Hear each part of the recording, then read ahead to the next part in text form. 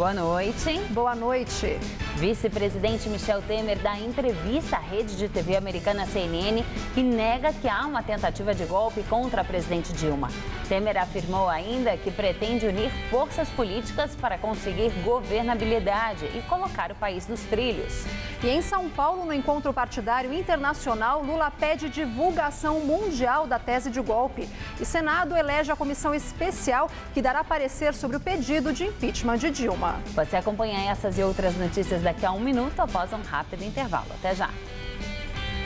Eu sou mulher, sou mãe, sou filha, sou trabalhadora. Hoje tenho mais direitos e não falta comida na minha mesa. Meus filhos crescem mais fortes e estão cada vez melhor na escola. Há 12 anos, o Bolsa Família vem mudando a vida de milhões de pessoas, garantindo um futuro melhor para as próximas gerações e ajudando a mover a economia no país. O Brasil não vai parar. Qual Casper você é? Eu sou jornalismo. Eu sou relações públicas. Eu sou publicidade e propaganda. Eu sou rádio, TV e internet. A minha Casper é comunicação. Aqui tem teoria, prática, oportunidades de estágio e a melhor localização. Essa é a minha Casper. Essa é a nossa Casper.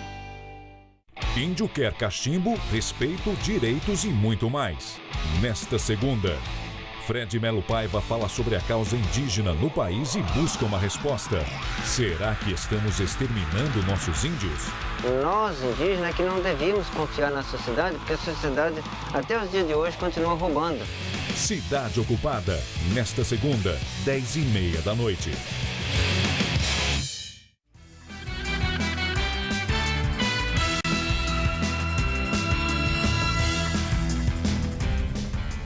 O vice-presidente Michel Temer, que começou a semana se reunindo com aliados, falou mais uma vez com a imprensa americana e deu uma entrevista à CNN. Nela, voltou a negar que haja um golpe em curso no Brasil. A conversa foi realizada no Palácio do Jaburu com a correspondente da CNN no Brasil, Shasta Darlington. Temer disse que pretende unir forças políticas para conseguir governabilidade, melhorar a economia e colocar o país nos trilhos. Além disso, o vice-presidente voltou a afirmar que o processo de impeachment contra a presidente Dilma Rousseff não é um golpe. Ele afirmou ainda que o Brasil está em recessão profunda e sem solução rápida. A entrevista ocorreu dias depois da jornalista americana Christiane Amanpour, âncora de um programa na mesma emissora, ter anunciado que virá ao Brasil para uma entrevista com a presidente Dilma Rousseff, que deve ser feita na quinta-feira.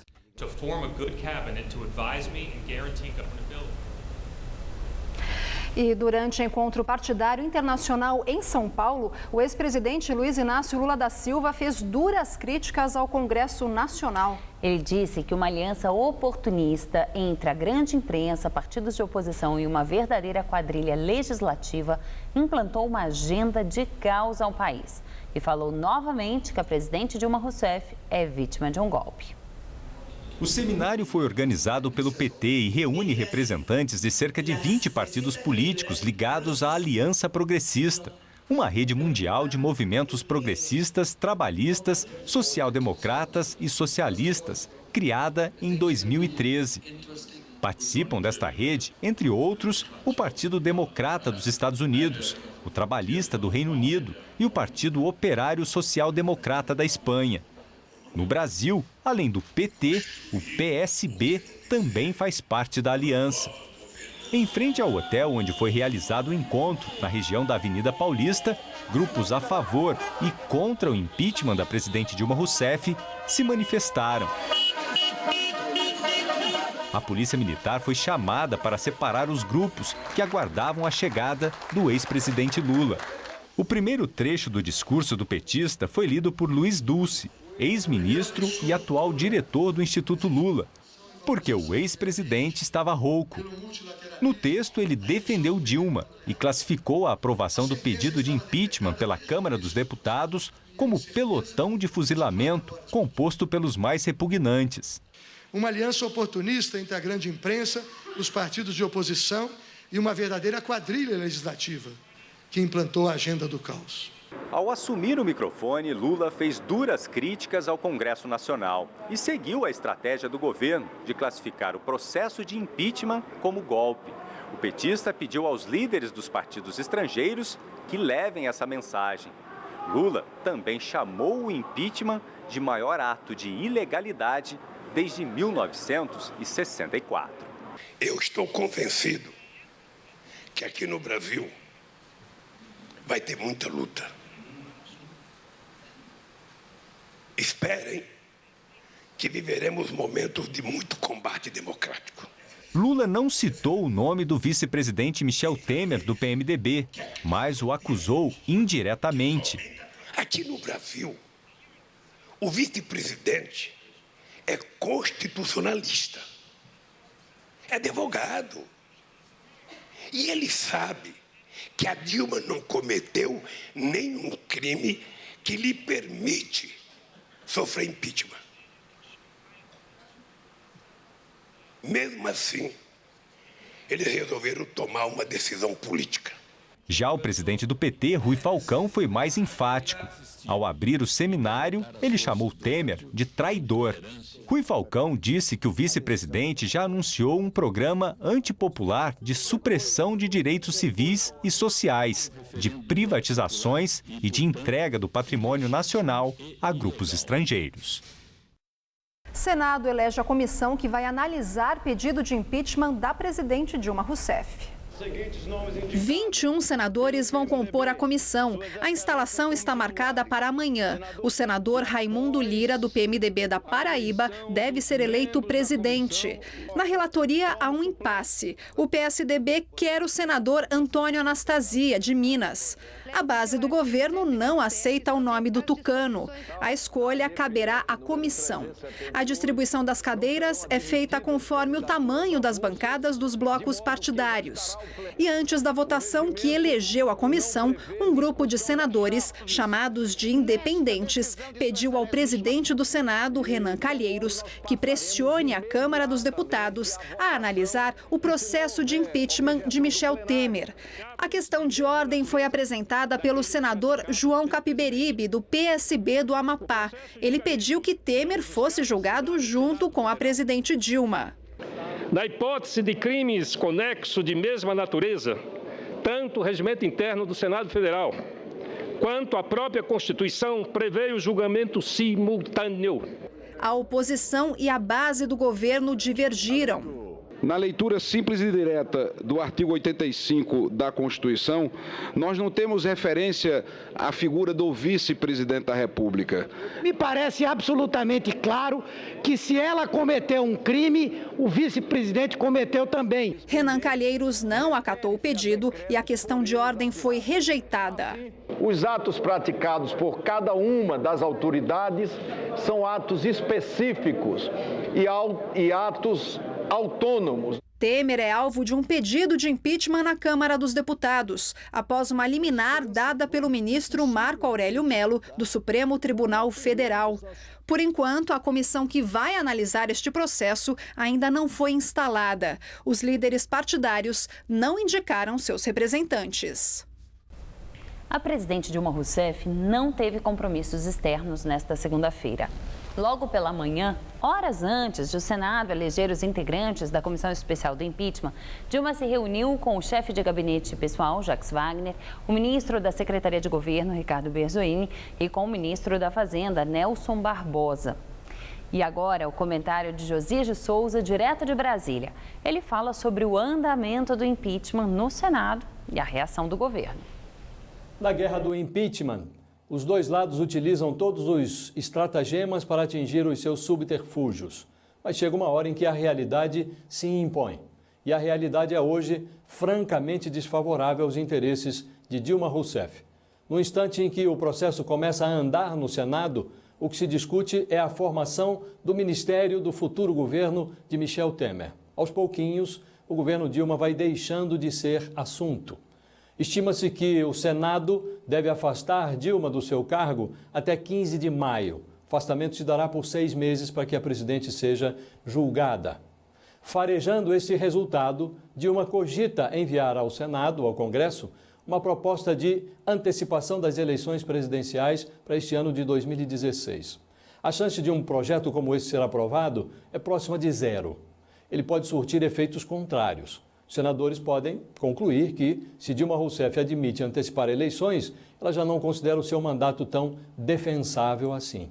E os senadores podem não esperar os 6 meses previstos na Constituição para enviar Dilma Rousseff para casa mais cedo. Boa noite.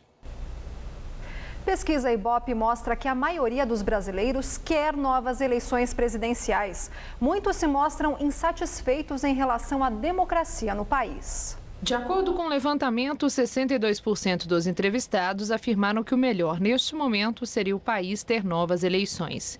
25% acreditam que Dilma deve continuar no comando do Brasil.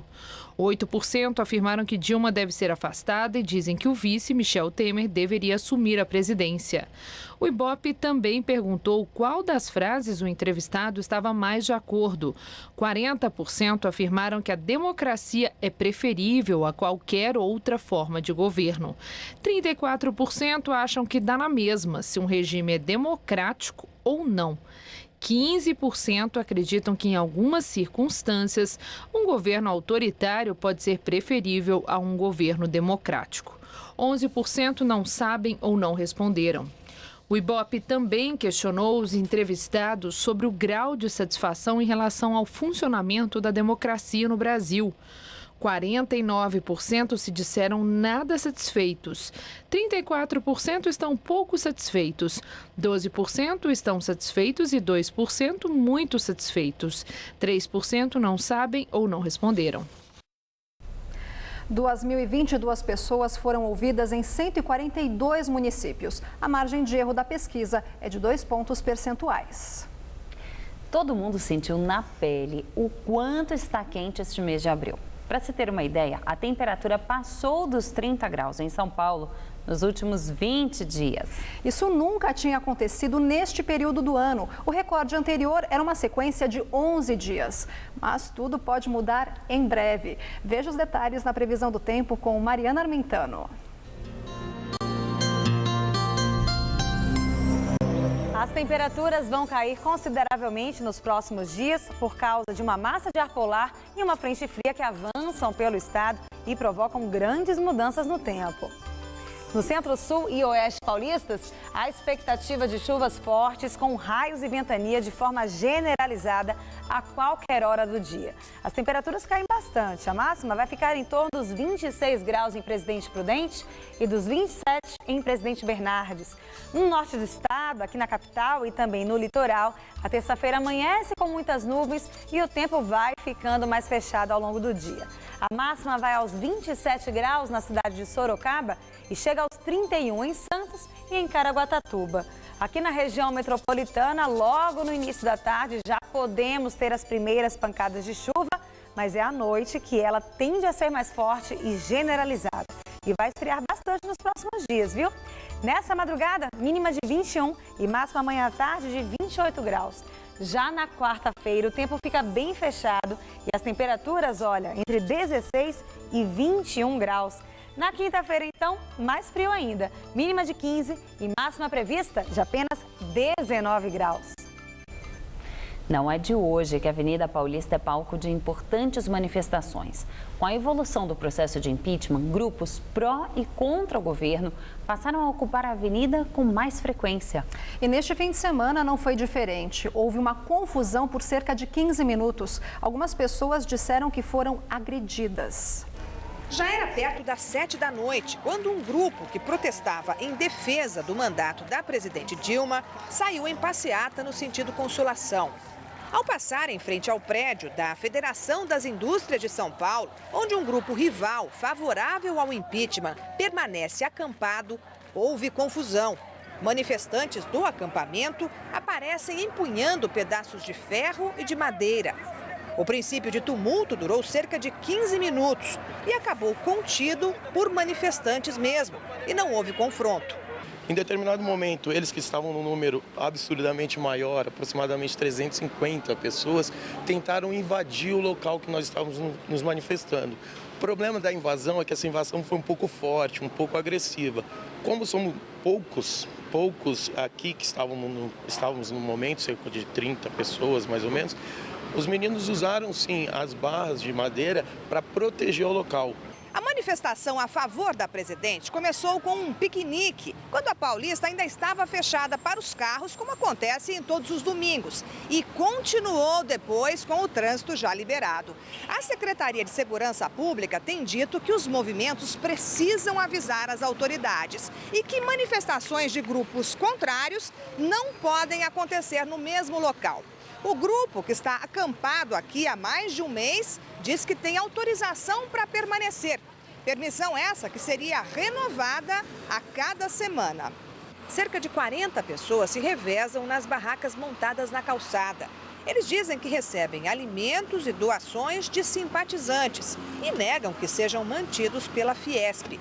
Que eles façam essas atividades, realizem essas atividades em locais na Avenida Paulista, mas não evitando o confronto e a proximidade com os manifestantes que estão em frente, dentro da Federação das Indústrias do Estado de São Paulo, a Fiesp. Pode levar a uma situação muito pior de conflito de fato e de divisão, né? Uma divisão dentro do país. A Fiesp informou que não tem qualquer responsabilidade ou envolvimento nos incidentes e confrontos ocorridos neste domingo entre manifestantes na Avenida Paulista. E em nota, a Secretaria da Segurança Pública afirma que a PM realiza o patrulhamento preventivo e ostensivo em toda a extensão da Paulista e que age sempre que constata a ocorrência de crimes. Ainda de acordo com o texto, sempre que há uma manifestação, a PM acompanha para garantir a integridade física de todos os envolvidos. Segundo o jornal O Globo, Mônica Moura, mulher e sócia do publicitário João Santana, afirmou que ex-ministro Antônio Palocci e o ex-tesoureiro do PT, João Vacari Neto, intermediaram o pagamento de Caixa 2 para campanhas presidenciais do partido. Na semana passada, foram divulgadas informações de que Mônica também teria acusado o ex-ministro da Fazenda, Guido Mantega. Ela afirma ter registrado em uma agenda detalhes dos encontros com representantes de empresas indicadas pelos 3 petistas.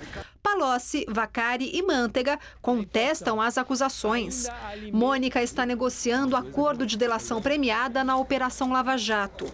Ela e o marido, o marqueteiro João Santana, foram presos na 23ª fase da operação.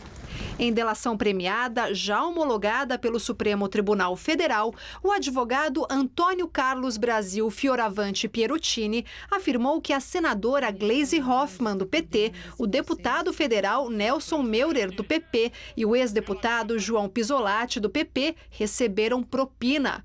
Segundo Pieruttini, o dinheiro foi providenciado pelo doleiro Alberto Youssef. Em 2010, a campanha de Gleisi Hoffmann para o Senado teria recebido R$250 mil. Para o deputado Nelson Meurer, foram mais de 30 entregas de propinas entre 2009 e 2011. E para o ex-deputado João Pisolatti, foram 2 remessas. A primeira, de R$100 mil. Os 3 negam terem recebido dinheiro de Youssef. Pieruttini foi condenado por lavagem de dinheiro. Ele participou do esquema liderado pelo doleiro Alberto Youssef, que operava empresas de fachada e movimentava recursos desviados da Petrobras. A defesa da empreiteira Odebrecht entrou com mais um recurso na Justiça da Suíça para que informações de contas da empresa não sejam compartilhadas com a Justiça brasileira. A cooperação entre os 2 países teve início no ano passado. Segundo os investigadores da Operação Lava Jato, as movimentações das contas da Odebrecht na Suíça podem ser fundamentais para que os beneficiados pelas propinas sejam identificados. A OAB do Rio de Janeiro protocolou no Conselho de Ética da Câmara pedido de cassação do mandato do deputado federal Jair Bolsonaro, do PSC. A OAB acusa Bolsonaro de quebra de decoro parlamentar por ter dedicado o voto a favor do impeachment da presidente Dilma Rousseff a memória do coronel Carlos Alberto Brilhante Ustra. Um outro documento foi entregue pela OAB Fluminense à Procuradoria-Geral da República. O texto acusa Bolsonaro de fazer apologia ao crime. Como o deputado tem imunidade parlamentar, uma ação penal contra ele só pode partir do Procurador-Geral da República, Rodrigo Janot. Vamos agora ao comentário de política. Quem fala é Bob Fernandes. Nas redes sociais, milhões reproduzem e debatem o ator José de Abreu no Domingão do Faustão. O pasmo e o debate já escancaram. O espanto é porque cena jamais vista. Cena não num programa eleitoral humorístico ou em contraponto num telejornal da Globo. A propósito de explicar cusparadas em um casal, Abreu citou os nomes de Temer e de próximos listados na Lava Jato. Citando Marco Aurélio Melo do Supremo, disse: o impeachment é golpe. Disse também, aspas, Cunha é ladrão, fecha aspas. Essa cena resulta também de debate que tem acontecido nas mídias e parlamentos mundo afora. Debate também sobre monopólio, atuação e influência dos meios de comunicação no processo político no Brasil. Por exemplo, durante romarias às moradias de Temer, como ouvir réus da Lava Jato ou de outros processos atacando a corrupção sem que se pergunte a tais atores. Mas o senhor também não é réu? Não é citado também? Esse enredo é a crônica de um desastre anunciado. Em setembro, há 226 dias, dissemos aqui, aspas, cresce o cerco dos que querem o impeachment de Dilma. Ainda falta coesão entre os que disputam o poder e clareza sobre os riscos da operação. Riscos internos e externos. Internos porque passado down e perplexidade virá a realidade, a conta gigantesca e o contra-ataque dos que têm pressa e fome. Risco externo porque derrubar presidente é ato seríssimo. Mancha quem cai, mas pode manchar para sempre quem, mesmo com a mão do gato, derruba. Se não for ação estritamente legal, aos olhos da história e do mundo, será altíssimo o custo de voltar a portar-se como republiqueta de bananas e golpes. Isso foi dito há 8 meses. Boa noite. O Ministério Público Federal em São Paulo denuncia o médico legista aposentado Harry Shibata. Ele é acusado de forjar informações sobre a morte do militante político Yoshtani Fujimori em 1970. O ativista foi morto após uma abordagem policial na capital paulista, supostamente por ordem do então major Carlos Alberto Brilhante Ustra, chefe do DOI-CODE em São Paulo. Segundo a promotoria, ao elaborar o laudo necroscópico, o Shibata endossou a versão oficial de que a vítima teria trocado tiros com os policiais sem mencionar dados que esclareciam as verdadeiras circunstâncias do óbito. Harry Shibata mantinha relações estreitas com os órgãos de repressão. Em 1977, ele recebeu a Medalha do Pacificador, uma condecoração do Exército. Você tem alguma denúncia, algum problema na sua região que você gostaria que nós mostrássemos aqui no Edição das 10? Isso é possível graças ao Gazap. Esse é o espaço para a sua participação. Basta enviar fotos ou vídeos de até 1 minuto para o nosso WhatsApp. A reclamação de hoje foi feita por um morador do Jaguaré, na zona oeste de São Paulo. Olá, boa noite. O telespectador Ivan Padilha está reclamando da quantidade de mato alto em meio à calçada, próximo à casa dele. Nós estamos na rua São Fidélix, próximo à esquina da rua Caetanópolis. Mato bem alto. Aqui atrapalha o motorista que vem fazer o cruzamento. E não é só esta reclamação não. O Ivan flagrou mais mato em outro ponto do bairro. O pessoal está até jogando entulho aqui, porque o mato impera, né?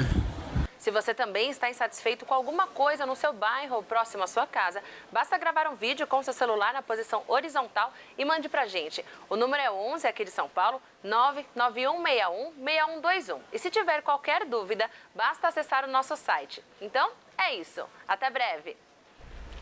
A Subprefeitura da Lapa informa que o terreno entre as ruas São Fidélix e Caetanópolis, no bairro do Jaguaré, é uma área particular. Dessa forma, o responsável será notificado para realizar em até 60 dias todos os serviços necessários. A subprefeitura diz ainda que vai começar nos próximos dias os serviços de limpeza e conservação de guias e sarjetas das ruas citadas. E um incêndio atingiu agora há pouco um apartamento no bairro da Consolação, no centro de São Paulo. As primeiras informações do Corpo de Bombeiros indicam que o fogo pode ter sido causado por um vazamento de gás. O incêndio foi no apartamento do 9º andar do prédio que fica na esquina da rua Matias Aires com a rua da Consolação. É no edifício onde funciona o restaurante Sujinho, no térreo. O fogo começou por volta das 6h15 da tarde. O edifício foi esvaziado. Uma pessoa passou mal porque inalou fumaça e foi socorrida. 8 equipes do Corpo de Bombeiros levaram 1 hora para apagar as chamas. A suspeita é de que o fogo tenha sido causado por um vazamento de gás. E com essa notícia, nós encerramos o Edição das 10, que pode ser vista a edição de hoje no site do Jornal da Gazeta. Uma boa noite para você. Obrigada, Lu, pela companhia e pelos próximos dias. Isso no lugar de Gabriel Cruz. Bem, boa noite para você e fique agora com Cidade Ocupada com Fred Melo Paiva.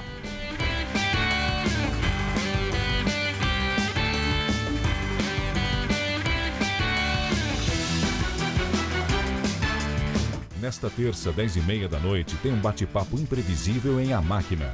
Assista agora, Cidade Ocupada.